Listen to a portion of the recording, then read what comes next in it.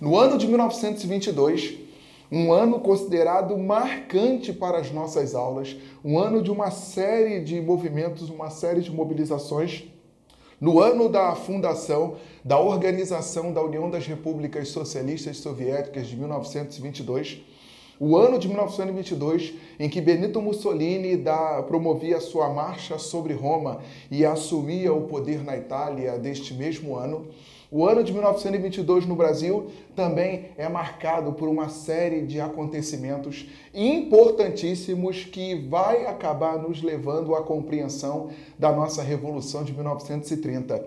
1922, a fundação do PCB, o Partido Comunista Brasileiro, Astrogildo Pereira e Companhia, março de 1922, Niterói, Rio de Janeiro, a organização do PCB. O que para muitas elites significaria uma afronta e uma ameaça, porque seria um canal de entrada das influências revolucionárias soviéticas no nosso país. Nesse mesmo ano de 22, é um ano de comemorações, é um ano de centenário, primeiro centenário da nossa independência. E aí muitos vão se perguntar, qual independência? Que independência é essa? 100 anos de quê? Se além de termos as influências europeias sobre nós, ainda temos os vícios da época colonial. Temos elementos que nos mantêm retrógrados, que nos mantêm atrasados, que parece que estamos ainda nos tempos de Brasil colonial, o domínio metropolitano português sobre nós. É esse tipo de questionamento que os modernistas vão colocar e vão levantar na semana de 1922, a famosíssima Semana de Artes Modernas, a semana que paralisou São Paulo e inaugurou um amplo movimento de reflexão, protesto e críticas e transformação da nossa cultura. Estamos falando da turma de Anita Malfatti, Tarsila do Amaral, Heitor Villa-Lobos, Mário de Andrade, Oswald de Andrade e outros. A Semana de Artes Modernas, a Semana de 22, o que oficialmente vai nos apresentar o chamado movimento modernista, ele vem notoriamente, enquanto cunho político, questionando o Brasil da Primeira República.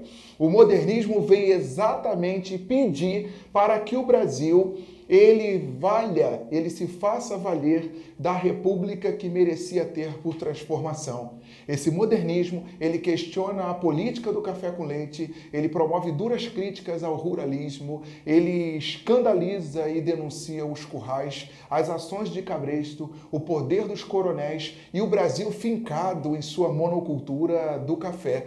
O modernismo pede, ao pé da letra, um Brasil mais moderno, industrializado, voltado ao setor urbano, com cultura mais ampliada, mais diversificada e, principalmente, valorizando aquilo que é nosso, aquilo que é brasilidade, aquilo que é verdadeiramente brasileiro.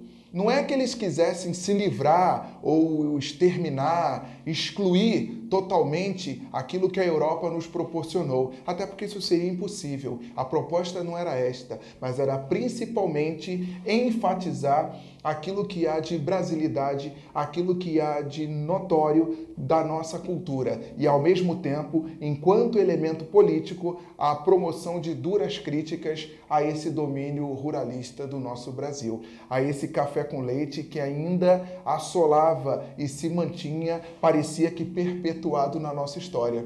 O modernismo, ele não pega em armas. As armas são os pincéis, as baquetas, a escrita, a caneta, os livros, a poesia, a pintura, a arquitetura, a literatura. Só que, nesse mesmo cenário modernista, 1922, ano de eleições no Brasil, eleições mantidas mais uma vez pelos currais, 1922 é ano de eleição que vai retirar o presidente Epitácio Pessoa e vai garantir a vitória de Arthur Bernardes. E adivinha como foram essas eleições? Segundo os muitos críticos, baseada nos currais. Segundo muitos críticos, segundo as indicações do café com leite, como nas vezes anteriores. Só que é nesse contexto que os tenentes eles vão questionar a vitória de Arthur Bernardes. Arthur Bernardes era considerado um perseguidor às forças militares.